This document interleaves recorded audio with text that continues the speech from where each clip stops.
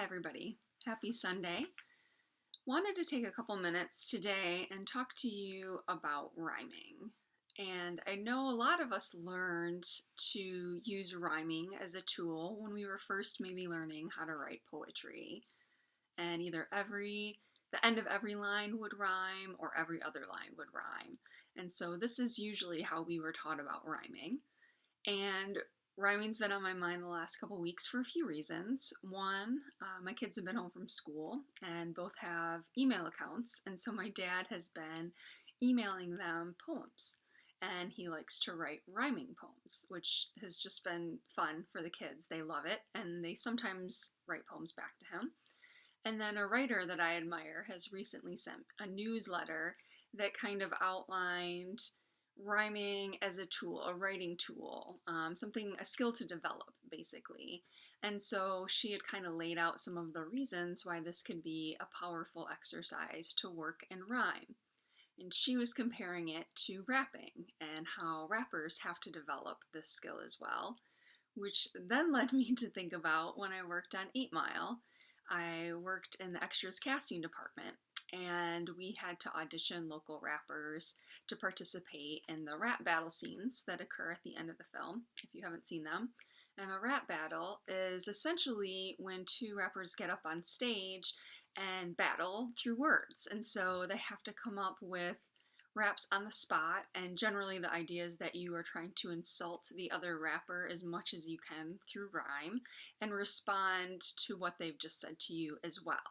So it's very improv heavy, it's, done on the spot, and I just remember watching those scenes just in amazement. I just couldn't believe people could react so quickly and come up with something on the spot. Like, that's just not a skill that I possess.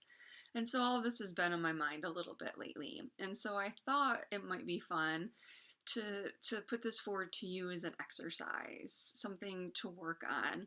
And I'll post a little bit more in the lesson today about some tips and tricks for things like that and how to develop that skill. There's a lot of ways to do it.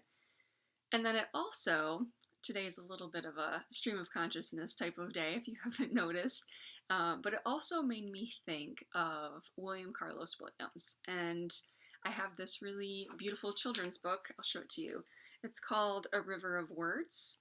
And it basically tells the story of poet William Carlos Williams. And I read it to the kids a lot when they were babies. But I wanted to share a couple pages of it with you today.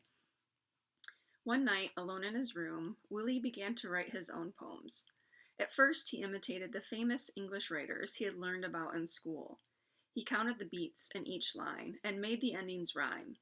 The archer is awake, the swan is flying, gold against blue, an arrow is lying. Poetry suited Willie. Every night he looked forward to sitting at his desk and writing a few new lines. But after a while, he grew frustrated. He had pictures in his mind that didn't fit exactly into steady rhythms or rhymes. I've never seen a swan or an archer, Willie thought. I want to write about ordinary things. Plums, wheelbarrows, and weeds. Fire engines, children, and trees. Things I see when I walk down my street or look out my window. So Willie tried writing a new way. Instead of counting the beats or making the N-words rhyme, he let each poem find its own special shape on the page. There is a bird in the poplars. It is the sun. The leaves are little yellow fish swimming in the river. And again, it's also just a beautiful book to look at as well. I will link that below too. But part of why I'm bringing this up is because I think it's just a really great reminder and something that I often tell my students. And one of those things is that sometimes it's really helpful to write within constructs and to learn the rules of something in particular and to learn a particular way of doing something. So whether it's writing in rhyme. So even though eventually William Carlos Williams felt kind of stifled and just didn't feel like that form matched what he envisioned in his head, and I think we've all had that experience, he still learned a lot about writing by doing those exercises and writing that way, and it helped him to develop his own style. And so sometimes it can be helpful to have some constructs around us, whether it's writing in rhyme when we're not used to doing it, or maybe just as an exercise to kind of flex some muscles or develop some new muscles that we didn't have before. And then once we've kind of mastered that, oftentimes it'll lead us somewhere else or help us to develop our own natural way of writing. And so I thought rhyming would be just kind of a fun entry point today into some writing that maybe feels a little bit different than what you're used to doing. So I'll post a little bit more about it in the lesson below, and hopefully you'll share some of your rhymes with me. I can't wait.